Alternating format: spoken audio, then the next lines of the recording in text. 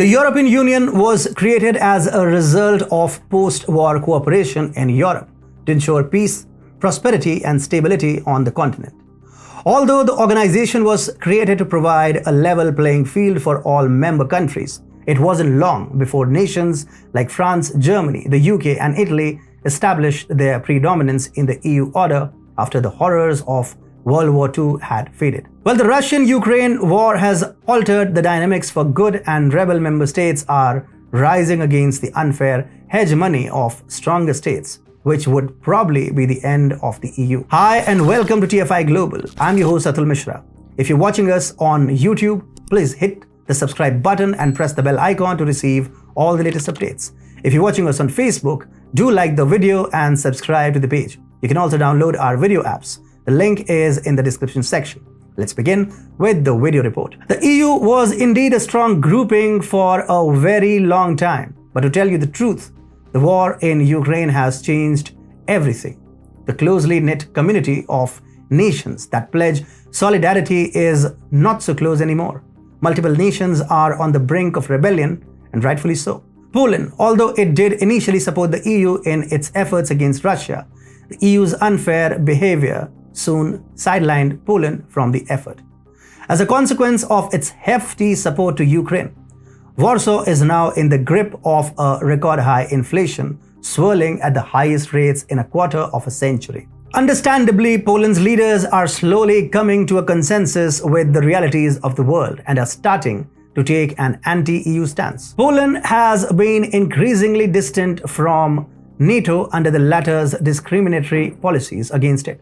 Finding fault with Poland's judicial reforms, the EU delayed the approval of 23 billion euros or $26 billion in EU grants and 34 billion euros or $39 billion in cheap loans that were spared to help the country recover from COVID-19's economic impacts. Warsaw's breaking point came when Germany broke its promise to deliver modern Leopard tanks to Warsaw in exchange for Polish tanks sent to Ukraine. Berlin's ignorance in the matters of securing Warsaw's security irked the Polish leaders, who are now reportedly making efforts to revive its Three Seas initiative. As a means of reviving its interwar, intermarium geopolitical project in contemporary circumstances, Poland has been promoting its Three Seas initiative. This platform aims to increase Polish influence by incorporating Central and Eastern Europe, or the CEE, including the former Soviet republics of Belarus and Ukraine, into Poland's direct influence.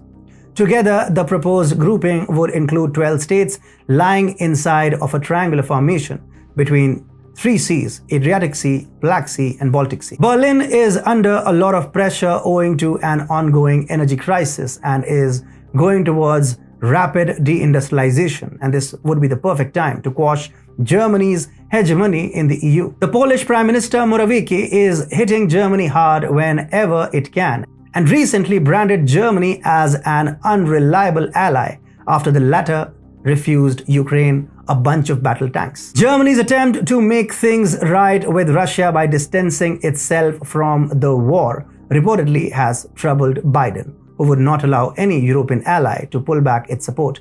And that is exactly why Washington recently pledged more than $2 billion in additional long-term military assistance for Ukraine and 18 of its neighbors. Well, coincidentally or not so coincidentally, Biden directly funded some of the nations that are a part of Poland's Three Seas initiative. Washington has indirectly threatened Berlin to stay in the game, or else it would endorse Warsaw as the sole EU leader. Another European state has been a pain for the EU members. Hungary has refused to cooperate with the Union ever since the beginning of the war. Budapest did not only abstain from criticizing Russia in line with the EU's unofficial mandate, but also continued importing significant amounts of energy, citing that it would not pay the price of war. Blocking Russian energy exports would force Hungarians to pay the price of the war.